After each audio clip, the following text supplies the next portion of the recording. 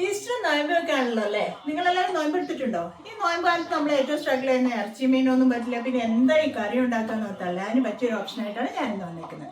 നോക്കി നോക്കാം.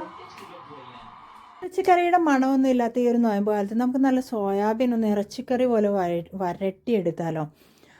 സോയാബീൻ നല്ല ഹൈ പ്രോട്ടീനാണ്. അതിനുവേണ്ടി നോയമ്പ് വരെ ഒന്നും കാത്തിരിക്കണമെന്നില്ല കേട്ടോ, എപ്പോൾ വേണമെങ്കിലും ചെയ്യാം. ഇതുപോലെ സോയാബീൻ നല്ല ചൂടുവെള്ളത്തിൽ കുറച്ച് നേരം സോക്ക് ചെയ്ത് വെക്കാം. അപ്പോൾ നല്ല സ്പോഞ്ച് പോലെ ആയിട്ട് വരും.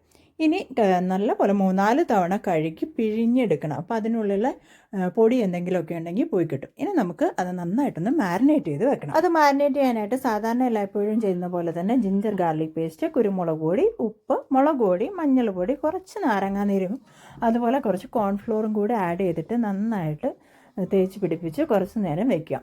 അത് ഒരു അരമണിക്കൂർ പോലും വെക്കണമെന്നില്ല കേട്ടോ. അതിനുശേഷം ഇതുപോലെ എണ്ണയിൽ വറുത്തെടുക്കുക. ഈ ഒരു സ്റ്റെപ്പ് നിങ്ങൾ നിർബന്ധമായിട്ടും ചെയ്യണം. നല്ല കരമുരാന്ന് വറുത്തെടുത്താൽ മാത്രമേ സോയാബീൻ്റെ ഉള്ളിലേക്ക് എരിവും പുളിയൊക്കെ പിടിക്കുകയുള്ളൂ. അല്ലെങ്കിൽ വെറുതെ സ്പോഞ്ച് പോലെ കിടക്കും. അത് അല്ലാതെ നമ്മൾ എങ്ങനെ കറി വെച്ചാലും സോയാബീൻ ശരിയായില്ല എന്ന് പലരും പറയുന്നത് ഞാൻ കേട്ടിട്ടുണ്ട്. പിന്നെ നമുക്ക് പ്രത്യേകിച്ച് വലിയ സ്റ്റെപ്പൊന്നുമില്ല. നിങ്ങൾ എങ്ങനെയാണോ ഇറച്ചിക്കറി ഉണ്ടാക്കുന്നത് അതുപോലെ തന്നെ ഞാൻ സവോള ഇവിടെ വഴറ്റുന്നു. അതിനോടൊപ്പം തന്നെ ജിഞ്ചർ ഗാർലിക് പേസ്റ്റ്, പച്ചമുളക്, കറിവേപ്പില ഇതെല്ലാം ഇട്ട് നന്നായിട്ട് വഴറ്റിയെടുക്കുന്നു. സവോളയുടെ എണ്ണയൊക്കെ നിങ്ങൾക്ക് എത്രമാത്രം കുഴമ്പ് പരുവത്തിനാകണം എന്നൊക്കെ ഉള്ളതനുസരിച്ച് തന്നെ നമുക്ക് അഡ്ജസ്റ്റ് ചെയ്തെടുക്കാമെന്നാണ്. ഞാൻ 4 സവോളയാണ് എടുത്തിരിക്കുന്നത്. ഈ സവോള നന്നായിട്ട് വഴന്നു വരുമ്പോൾ മഞ്ഞൾപ്പൊടി, മുളക് പൊടി, കുരുമുളക് പൊടി, ഗരം മസാല, പെരിഞ്ജീരകത്തിൻ്റെ പൊടി.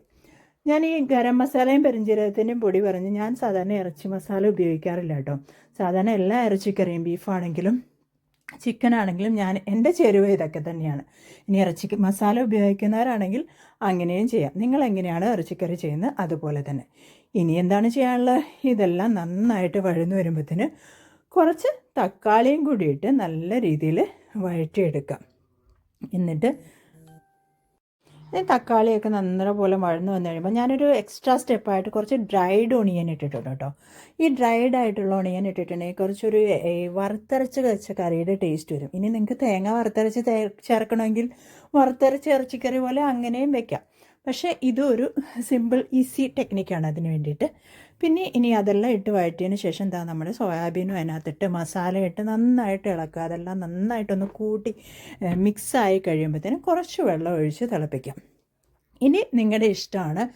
കുറച്ച് വെള്ളം ഒഴിച്ച് എന്താണെങ്കിലും തിളപ്പിക്കണം. കാരണം അല്ലെങ്കിൽ ആ മസാലയൊന്നും സോയാബീനിൽ പിടിക്കില്ല.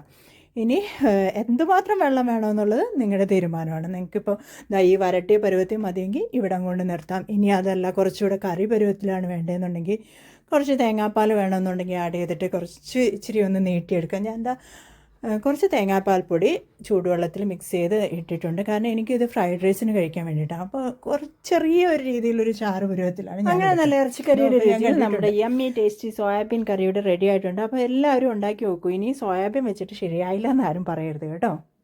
അപ്പോൾ എല്ലാവരും ഒന്ന് ട്രൈ ചെയ്ത് നോക്ക്. ഇറച്ചിക്കറി പോലെ soybean, high protein and delicious.